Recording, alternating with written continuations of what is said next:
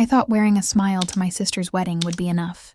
But when she took the microphone, she didn't celebrate family. She used her speech to tear me down in front of everyone. As the crowd's laughter echoed and my son cried, her new husband stood up and changed everything with just a few words. The zipper on the sapphire blue dress finally closed. I stared at my reflection. A single mother, trying to look like she belonged at her younger sister's fairy tale wedding. My son, Leo, peered into the room. "You look beautiful, Mama," he said, his little bow tie crooked. My heart swelled. He was my reason for everything. My life was a careful balance of love and survival.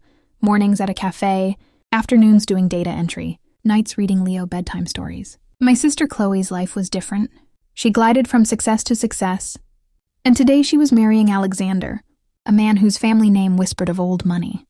When the thick, cream-colored invitation arrived, a fragile hope bloomed inside me. Maybe this wedding could bridge the distance between us. Maybe my mother, Judith, would finally see me as more than her disappointing daughter. The wedding venue was a historic manor straight from a magazine. White roses cascaded everywhere. Leo squeezed my hand, his eyes wide. "It's like a castle." We found our table, number 12, tucked near the kitchen doors. Of course. I saw my mother in a silver gown, laughing with relatives. Her eyes met mine, then flickered away without recognition. The message was clear. Chloe was a vision in her architectural wedding dress. She floated past our table. "You came," she said, her tone laced with surprise. No hug, no warmth, just a perfunctory glance before she was swept away. I held on to my hope, a trembling thing. I clapped as they exchanged vows. I smiled when they kissed. For a few moments, I almost believed we could be a family again. Then, the clinking of glasses began. The speeches were starting. The reception hall glittered. Leo fidgeted beside me as waiters served food I couldn't pronounce. A distant aunt stopped by. "Motherhood looks tiring on you, Maya," she said before moving on.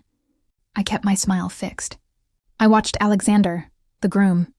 He was handsome, quiet, and observant. His eyes scanned the room, once landing on Leo with a faint, genuine smile. Then Chloe stood, microphone in hand. The room hushed. She spoke of love and her perfect future. Then her eyes found me. A sly smile touched her lips. "And I have to thank my big sister, Maya," she began, her voice sweet as poison. "She's been such a strong example." The word strong was heavy with mockery. A single mother so resilient. My skin prickled. Leo tugged my sleeve. "She's talking about you." Chloe took a sip of champagne. From her, I learned what kind of life I didn't want. A life of struggle.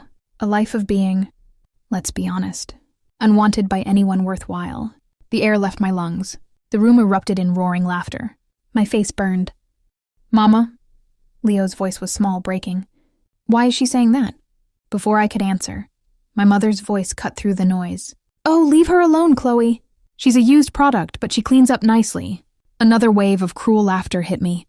I looked around, desperate for a friendly face, but found only smirks and averted eyes. Then I looked at Leo. A tear rolled down his cheek. His pain was a physical blow, shattering my last bit of composure. I had to get out. I pushed my chair back, my hands shaking.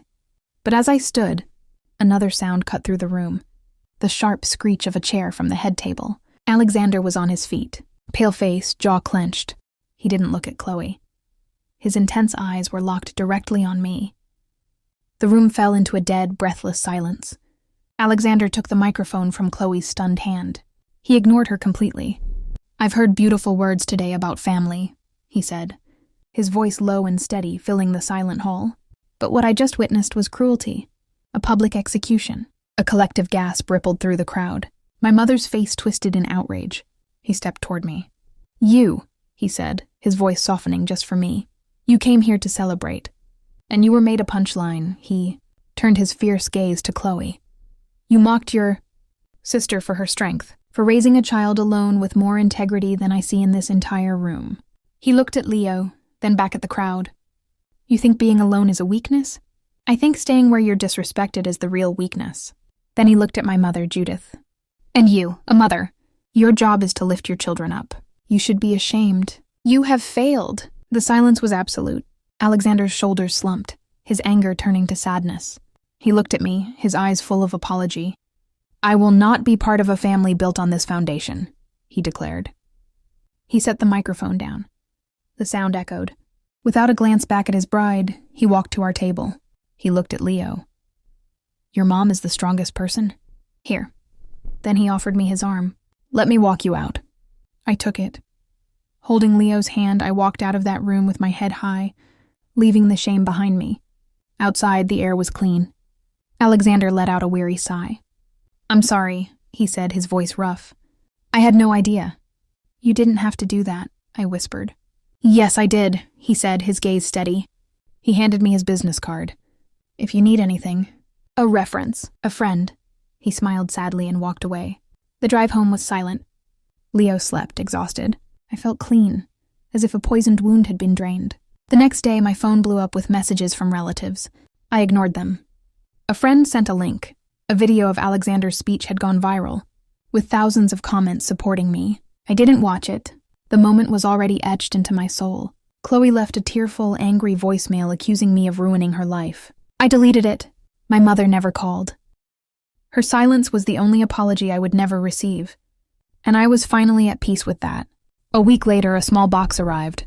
Inside was a beautiful antique silver locket. No note. I knew it was from Alexander, a token of solidarity. I put it away, a symbol of a battle I hadn't chosen but had won. 6 months later, my life had transformed. A local boutique owner, Susan, who had seen the video, offered me a manager position. You have grace under pressure, she said. It was a real career with stable hours and a future. For the first time, I was present for Leo's life, helping with homework, reading bedtime stories without being exhausted. We moved to a brighter apartment with a balcony for our herb garden. One afternoon, Alexander visited the boutique. He looked different, softer, dressed in a simple sweater. I heard you landed on your feet, he said, genuinely happy for me. We talked. He told me the engagement was annulled. That day had been a wake-up call. He'd been traveling, reevaluating his life. It wasn't just for you, he said. It was for me. I couldn't build a life on a rotten foundation. We didn't become close friends, but we stayed in respectful contact. He occasionally sent Leo books on science, nurturing my son's curiosity. As for my family, the silence became permanent. The space they left was filled with chosen family, good friends, and a supportive community.